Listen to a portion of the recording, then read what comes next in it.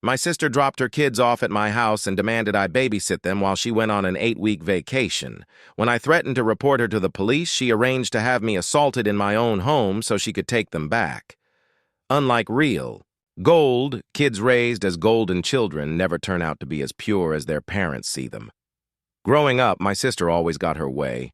No matter how nasty or irrational she acted toward me, she got away with it every time, and that was because she was the golden miracle child. What aided this most likely was also that my sister was stunningly beautiful. She had thick, curly hair and light eyes, and my mom spent a lifetime comparing our looks. I have dark eyes and straight hair, and I was never as pretty as my sister. My mom loved making comments comparing us after we both became teenagers. She was constantly telling me to try and dress like my sister and asking her to teach me makeup.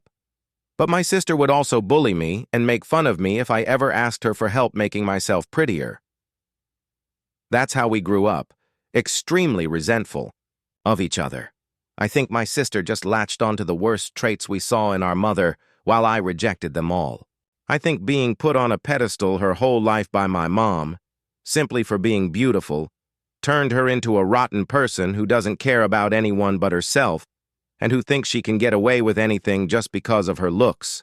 The way my mom compared us and put me down led to a lot of self-esteem issues. As an adult, I am very quiet and reserved, and some people describe me as a pushover. Recently, I've been going to therapy to try to grow a stronger spine, even though it has been hard trying to stand up for myself in relationships. For the first time, I feel like the way my family treated me really screwed me up. It's hard for me to maintain healthy friendships or romantic relationships. My sister even slept with my high school boyfriend during senior year, for no real reason. She never liked him and even told me she thought he was ugly. When my parents found out, they told me to let bygones be bygones. My sister wasn't even reprimanded. That was when I truly realized just how much they preferred her over me. The way my dad just stood by and watched my mom emotionally get under my skin, my entire life made me feel like no man would ever stand up for me or see worth in me. It's very hard for me to trust and connect when dating. But my entire life hasn't been completely awful because of my mom and sister. One upside of being the ugly sister growing up was that I had zero social life and spent all my time studying. I ended up graduating high school with a 4.0 and landed a full-ride scholarship to my #1 choice university. That was great, because my mom had told me the night before I started high school that she was paying for my sister's college, since she was the eldest, but I would have to go to community college and pay my way through. I remember sobbing and asking her why she didn't love me like she loved my sister. She insisted she did, but said my sister deserved it more since she was her firstborn. The day I landed my scholarship, I was so excited to tell my parents. I guess part of me was happy to have something that my sister didn't. My sister had spent all her time in high school partying and earning poor grades, yet never got any flack from our parents. She was only going to college because they could pay for it, and it wasn't even a very good one because her grades were so bad. When I rushed home and told my parents about my scholarship, all my dad said was, "Good job." My mom didn't even look up from her phone. She ignored me for the entire week afterward. I tried asking her why she was mad at me for getting a scholarship, but she avoided eye contact and walked into the other room. It was like she literally hated me for earning something most parents would be thrilled about. That's when I started to understand just how alone I was and how isolated my family wanted me to feel. I didn't understand why. Why had my mom even had me, just to spend a lifetime hating me, and in turn making me hate myself? The day I got my scholarship turned into one of the worst days of my life. I cried myself to sleep and accepted that I would never have a family that loved me, not like they loved my sister, and I despised her for it. That night, I wrote in my journal until the sun rose about what I wanted to do with the rest of my life. I was tired of being this sad little girl. I decided I was going to transform every ounce of rage I had into academic success. Instead of throwing myself a pity party and begging my parents for love and attention, I would redirect all my focus and energy to my studies and give myself something they never could: stability, independence, intelligence, and education, even if I might never be loved. So that's exactly what I did. I went to school and graduated with honors. I got a fantastic position at the company I interned with and have been making six figures since I turned 23. When I came home for the holidays, I'd tell my family about how I was doing, and I'd get random compliments from extended family. But my own parents never went out of their way to acknowledge or congratulate me. As an adult, I knew better than to tell my mom about my position or salary, since I knew it would only make her resent me more. But I told my dad, and one year, he actually said he was happy for me. That was the nicest thing either of my parents had ever said to me. Still, even as an adult, my mom treated me like an unwanted guest. Though I only saw them during holidays, she would do everything in her power to get the attention off of me if anyone asked me a question. For example, we were having Christmas dinner one year when my uncle congratulated me on a promotion.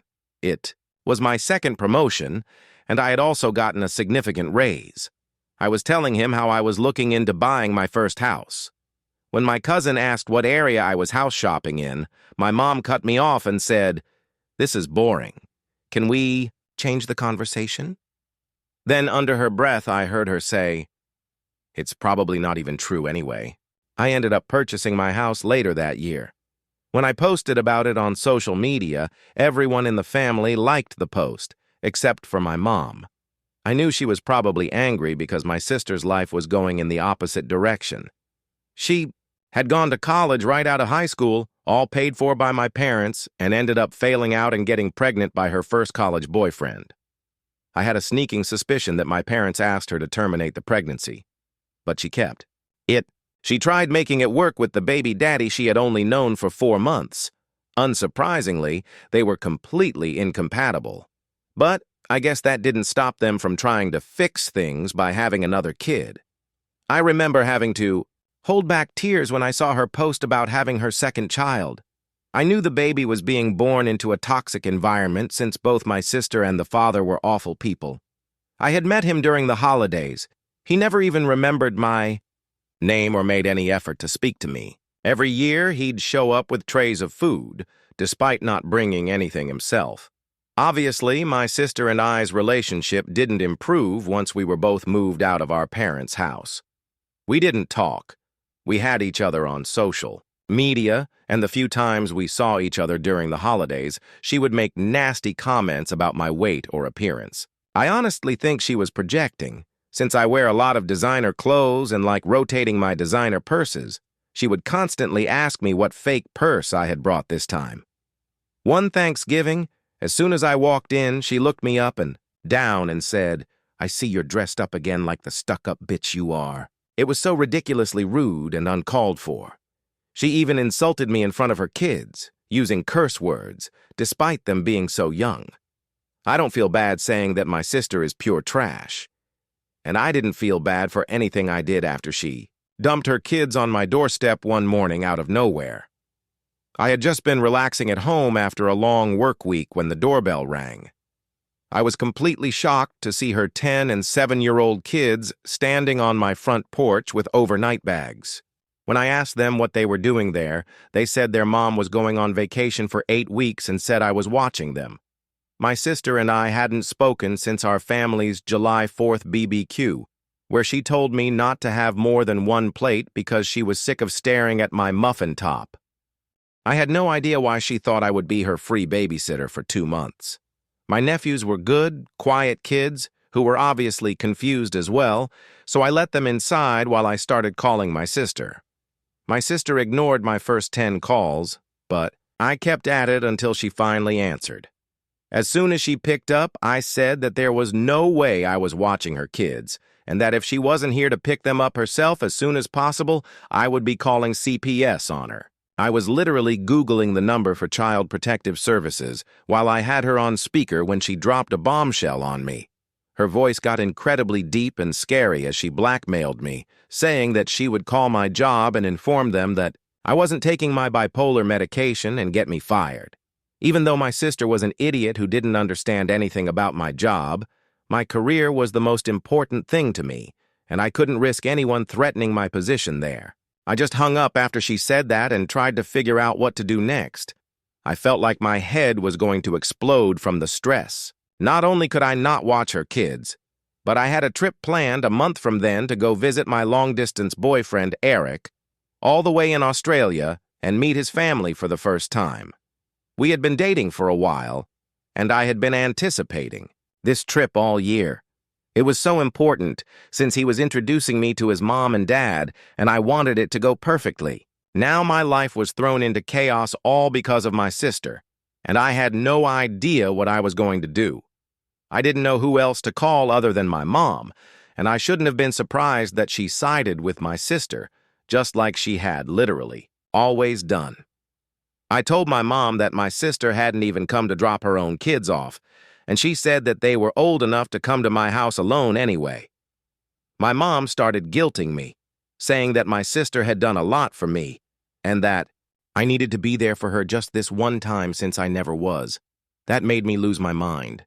I screamed at her at the top of my lungs and asked her to tell me one single time where my sister had been there for me or improved my life in any way.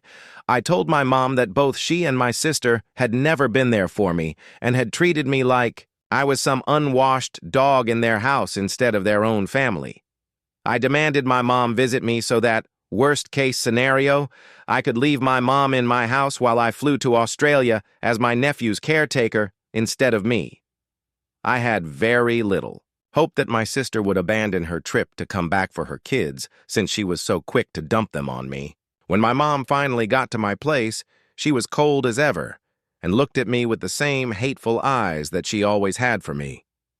We sat down in my living room and my mom explained to me that I was being an awful sibling to my sister as always, and lectured me about family being there in each other's times of need. Ignored all my mom's appreciative crap and demanded to know exactly what kind of vacation my sister was on that was so important she would forget her kids and leave them with someone who essentially hated her. I told my mom that everything about this was weird and suspicious, and that my sister disappearing for 8 weeks out of nowhere and leaving 2 young kids behind made no sense. I wanted the truth if I was going to be involved without consent like this. That's when my mom's face changed. Eventually, she admitted to me that my sister wasn't just going on some vacation. She was actually being flown out by her sugar daddy. I literally laughed when she said this because I thought she was joking, but her face was dead serious. I was so emotionally exhausted at that point that I freaked out on my mom, asking her how she could be okay with this in any way. I told her that she had raised a complete loser of a daughter who left the country to go see a sugar daddy instead of just getting a job to support her kids. My mom, of course, threw all my words back in my face and defended my sister, as she always had. At one point, she even said that it didn't matter how much money I had or how nice my house was. I would always just be the ugly duckling compared to my sister, born ugly and going to die ugly.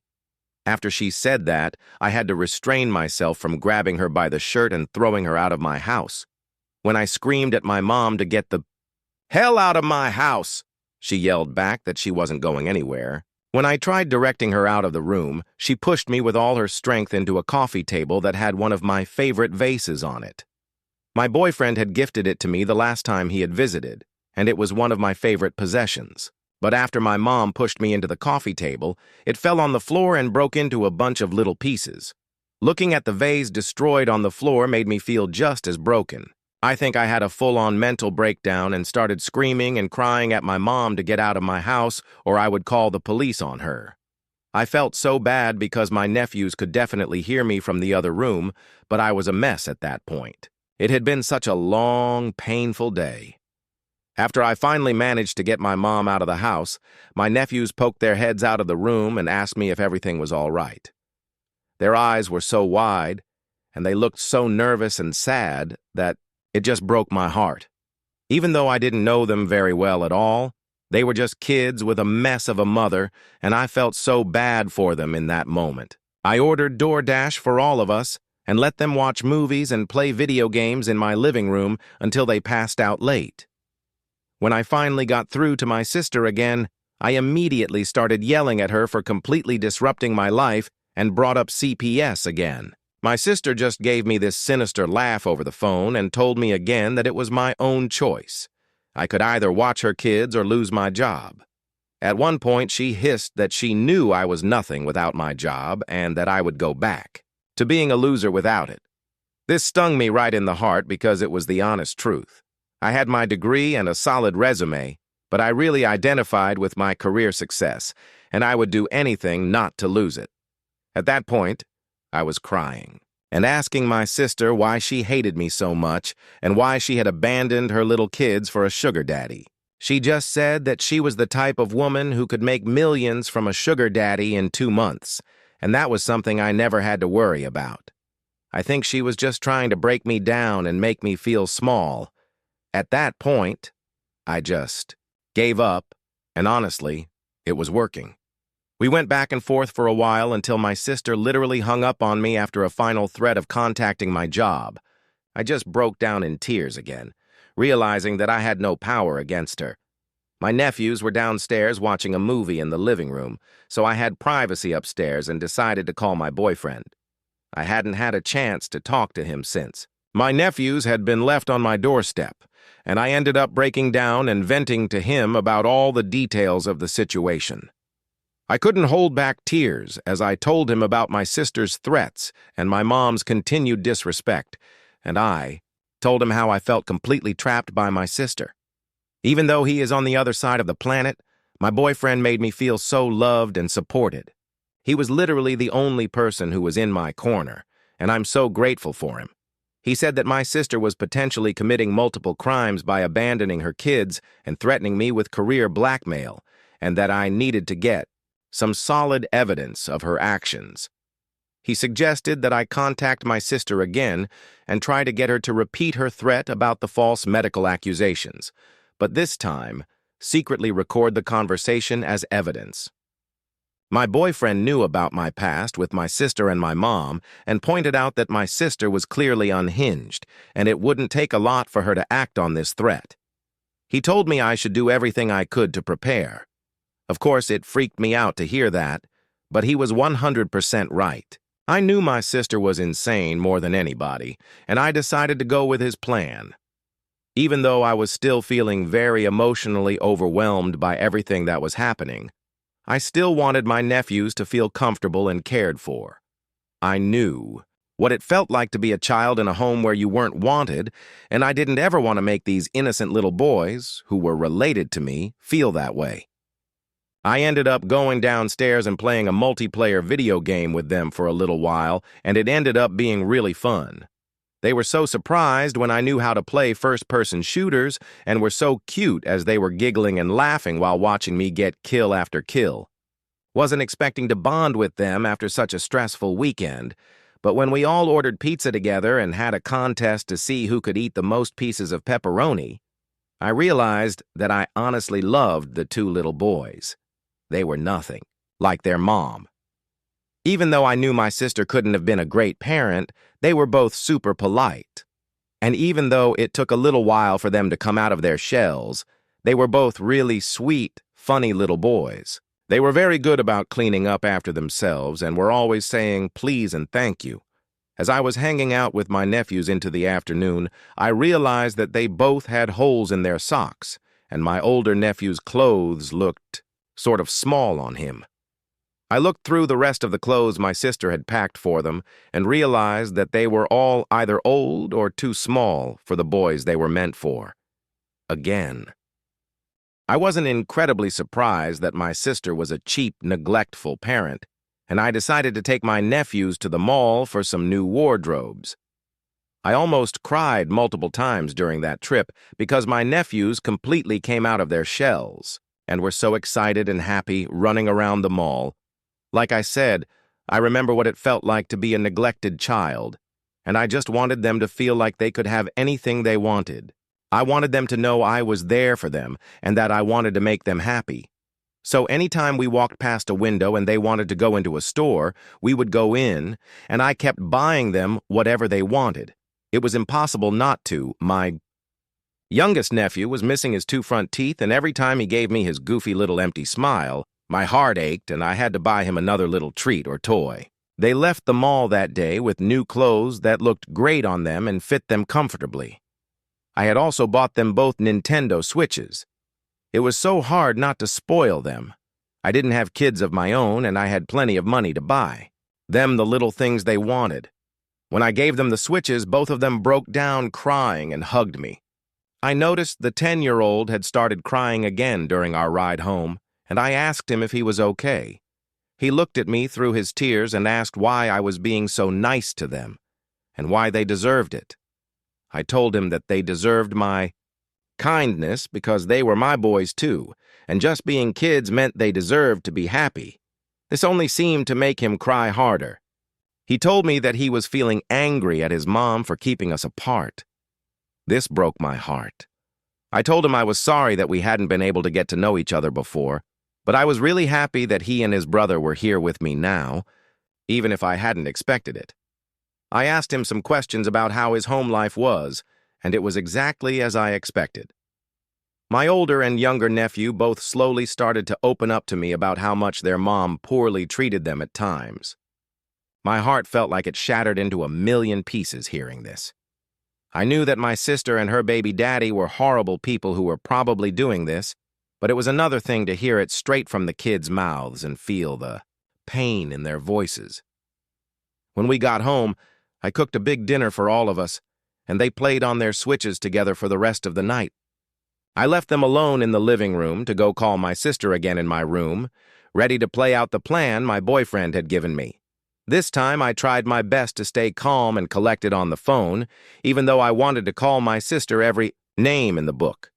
It wasn't difficult to steer the conversation toward the medical accusation. As soon as I brought up CPS again, my sister freaked out and threw the threat in my face, insisting I would be fired for being crazy in secret. She said she didn't care if I was actually taking my medication or not. Nobody was going to know if she was lying. She just kept telling me that nobody would believe a crazy sick freak like me and that I didn't deserve my job anyway. I honestly think my sister might have been on drugs herself during this call because she sounded strung out and kept repeating bizarre phrases. After I had gotten what I needed from the call, I hung up. She was just repeating, "You don't deserve anything," over and over again. Whatever.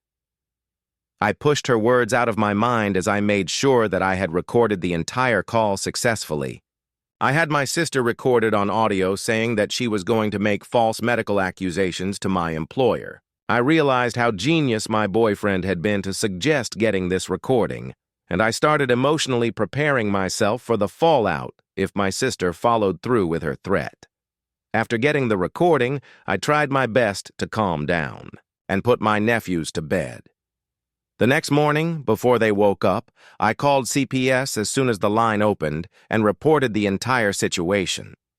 I explained how my sister had abandoned her children and how we were completely estranged. I even went as far as to say that she had not only abandoned them, but left them with me under completely false pretenses and then used manipulation and coercion to force me to take care of them.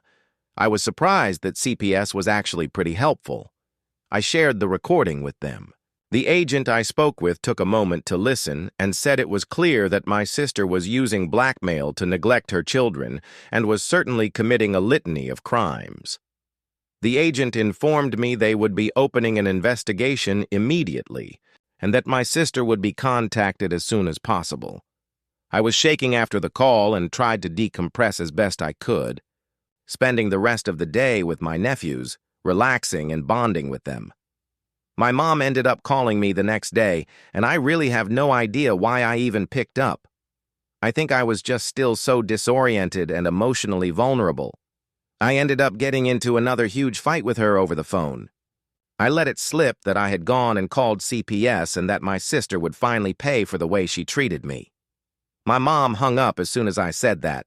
I'll be honest, I was shaking after those calls. Just making the call to CPS was so nerve-wracking. And then fighting with my mom over the phone and telling her about CPS felt like a huge mistake. I didn't regret calling CPS, but I knew that my mom would do anything to protect my sister. She didn't care about my nephew's safety, just like my sister. All I really knew about my mom was that she hated me and loved my sister. I wasn't sure what would happen next, but there was absolutely no way that my mom wasn't going to immediately contact my sister and try to put her 2 steps ahead of me. I was sure she had hung up the phone on me to call my sister immediately, and there was no way my sister wouldn't know about the CPS call by the next day. I had a sleepless night. The next morning, when I arrived at work, my receptionist informed me that my supervisor had scheduled a meeting with me before lunch, which meant that it was urgent. As nervous as I was about this impromptu meeting, I knew it was coming. Like I said, I knew my sister was crazy, and it was clear that all she wanted to do was ruin my life. I sat down in the meeting and cracked my knuckles to relieve the tension. My 2 supervisors were there, and so was a higher-up I had never met before. All of them were looking at me with suspicion in their eyes, and I felt like a bug under a microscope. Sure enough, they explained that they had been contacted by a trusted source within my family, who had informed them that I was potentially unmedicated for a severe mental illness. They told me they had been given extreme details about past mental breaks I had supposedly had and were concerned about me possibly having a psychotic break in the office. But neither they nor my sister knew how prepared I had been for this meeting. Of course, I knew my sister would follow through with her threat. She had always hated me, and being able to rob me of my high-paying position would be the ultimate screw you to her ugly little sister. Even if I hadn't been watching her kids or called CPS, I was sure she would have held it over my head and kept blackmailing me. So in a way, I was happy to be dealing with this and finally getting her crap out of the way. I took out my briefcase and handed each supervisor a copy of my doctor's letter, along with attached documentation that proved I had been diligently following my medication regimen. There was proof going back almost 5 years, showing I had never missed a prescription pickup date and that my medication and mood had been stable. I had verification from not only my primary care physician, but my therapist and psychiatrist as well. I gave my supervisors an informative but concise explanation about the issues in my family, my sister's own mental health struggles, and informed them that the claims were completely unfounded. I told them they could be confident in my stability based on the medical documentation I had provided. The supervisors took a while to look through everything, but as soon as they saw medical evidence from multiple MDs, they seemed completely satisfied. They even apologized to me for the inconvenience of calling me into the meeting and explained they just had a responsibility to do their due diligence. One supervisor even took the opportunity to congratulate me on the successful quarter I had just completed and bragged about my performance to the others, which made me look excellent. I literally left the meeting giggling because of how well it had gone, despite the reason for it. I could barely focus on my work the rest of the day because I kept smiling every time I thought about how I got to call my sister after work and tell her her plan had completely failed. I called her as soon as I got back to my car and almost cried, laughing as I told her the meeting had only taken 15 minutes. She had sounded so crazy and stupid on the phone that my bosses had never believed her in the first place. My sister was enraged and accused me of lying. She said she was sure I had been fired and I was just trying to save face. This made me laugh harder, and I told her that she had failed at trying to get me fired, just like she had failed at everything else in her life.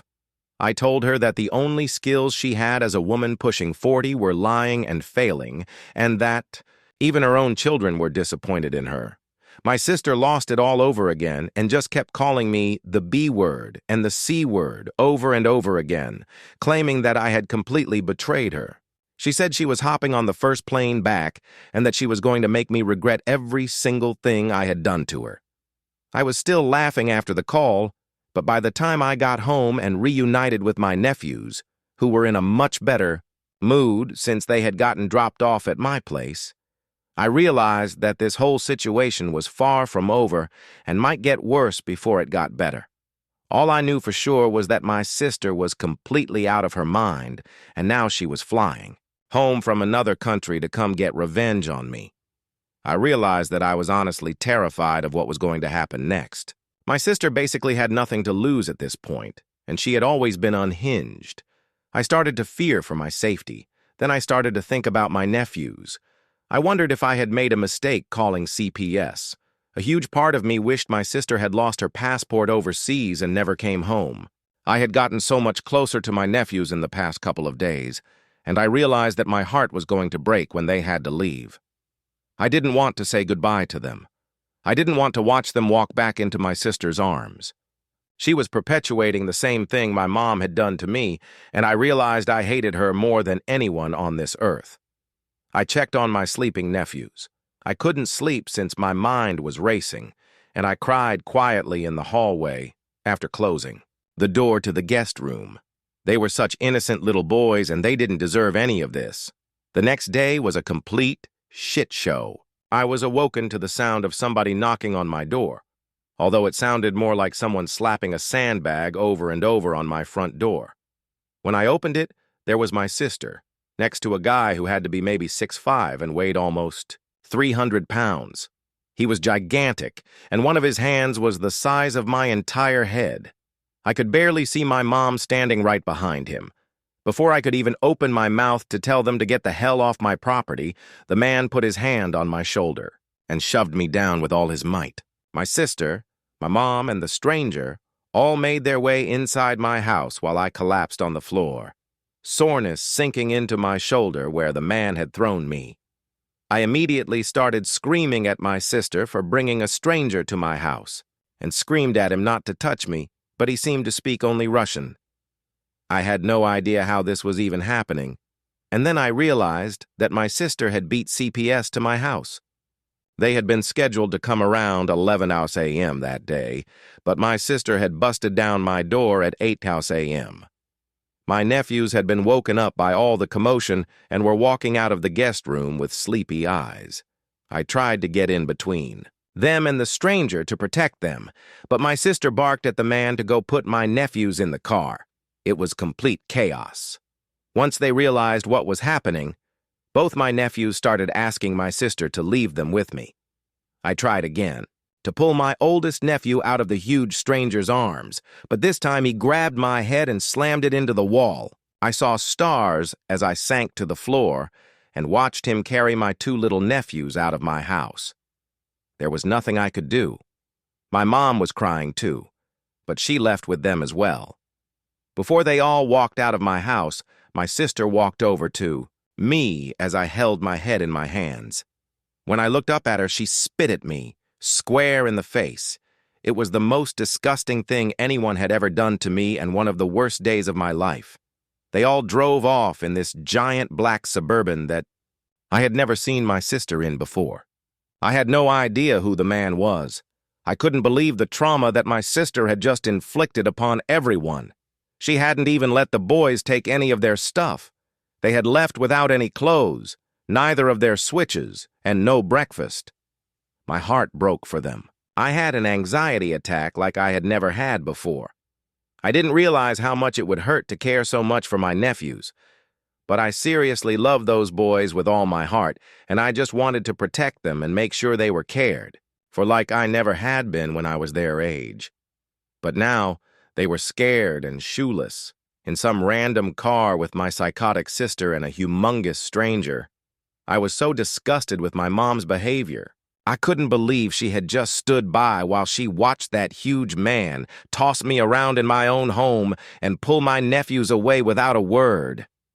I couldn't believe how evil my family had become, and I couldn't stop thinking about my nephews. After I calmed down from my anxiety attack, I realized that I needed to snap into action. Time was of the essence, and I was running out of it. When I finally came to my senses, I immediately called the police. It turned out they were already aware of the ongoing investigation because Child Protective Services had an open case against my sister. I gave them all the details of what had just transpired in my home only minutes before. The officer on the line was incredibly helpful. My voice was shaking, but I tried to stay steady and focused as I described the stranger. I racked my mind to try to remember the license plate. Luckily, because of how much responsibility I have in my job, I was used to picking up on and remembering little details that other people ignored. I somehow managed to remember every single number and letter on the Suburban's license plate. I gave the cops a description of the stranger, the full license plate, and descriptions of the outfits my mom and sister were wearing. I really do think my sister was high on some sort of uppers when she came to my house that morning.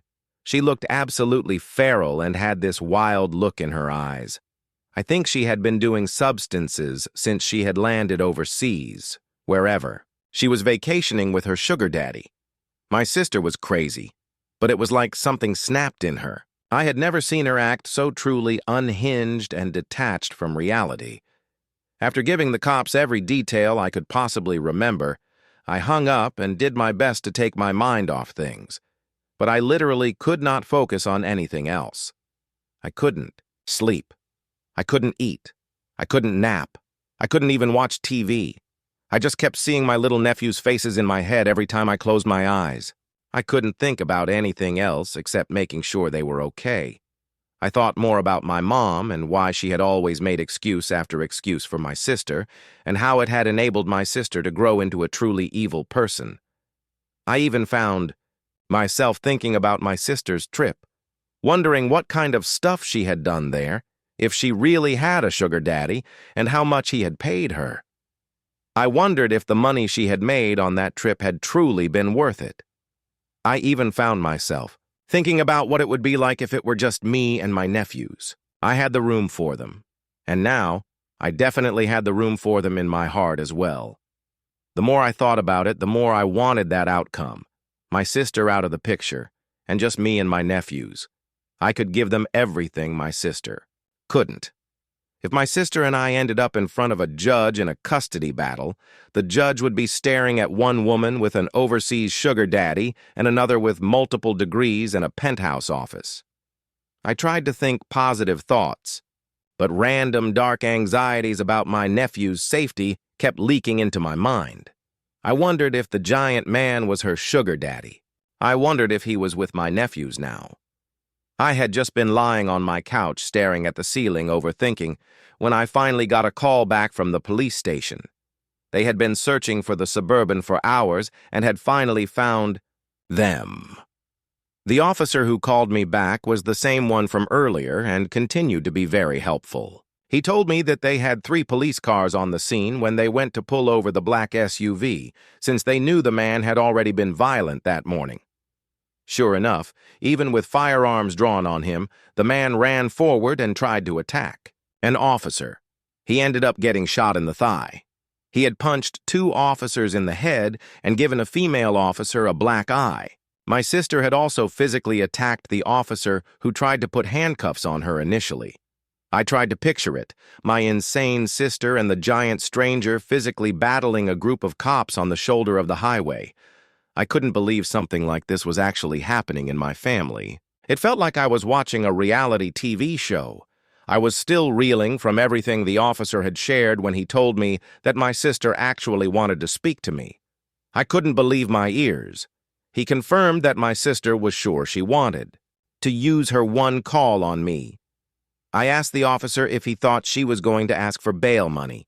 He was honest and said yes, that's what she was screaming about. I told the officer I wasn't even going to take her call and that she could. Rot in there for all I cared. The officer gave me an understanding laugh. I finally finished the call, still without speaking to my sister. It was a complete mess. Even though she was finally behind bars where she belonged, I found out my nephews were in CPS custody.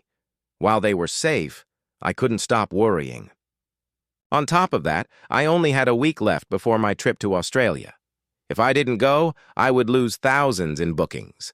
And as I'd said before, canceling the trip would look extremely disrespectful to my boyfriend's family, who I was meeting for the first time. I had planned on marrying him someday. The last thing I wanted was to start off on the wrong foot with the people who might become my future in-laws. I called CPS to ask if I could speak to my nephews, but they refused. I tried to explain that I was family, one of the only mentally stable ones, but they didn't care. I was speaking with a different department than before, and they were absolutely relentless. At that point, I was emotionally exhausted and had completely run out of options. I spent the rest of the week preparing for my trip as best I could, crying randomly every time I thought about the boys. I felt awful because this trip was supposed to be something my boyfriend and I had been excited about for months. And now, it had finally arrived, but I was distracted, anxious, and constantly on edge. All our conversations that week revolved around how stressed I was. My boyfriend was incredibly kind and supportive, as always, but I was just so angry at my sister for what she'd done to her kids, to me, and how her reckless visit to some sugar daddy had upended everything. I was thankful my job was understanding, but just thinking about how she had tried to get me fired made me feel sick. Even my dad, who definitely knew what was going on, stayed completely uninvolved, spineless just like my mom, who hadn't lifted a finger to help.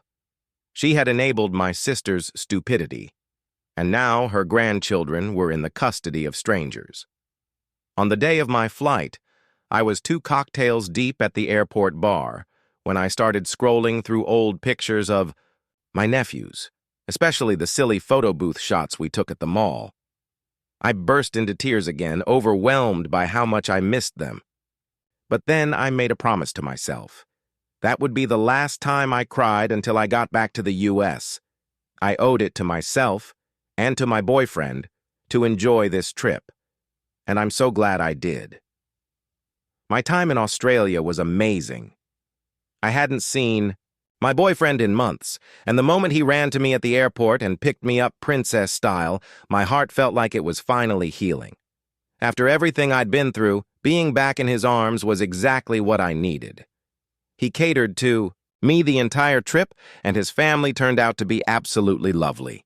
We went sightseeing, hiking, and shared tons of laughter. One day, he even took me to a secret waterfall where we skinny dipped and just swam, kissed, and held each other for hours.